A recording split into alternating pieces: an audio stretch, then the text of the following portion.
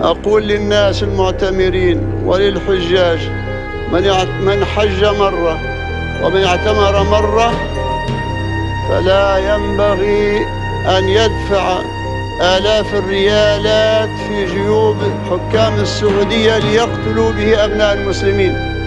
يقتلونهم في اليمن ويقتلونهم في ليبيا وسيقتلونهم في السودان.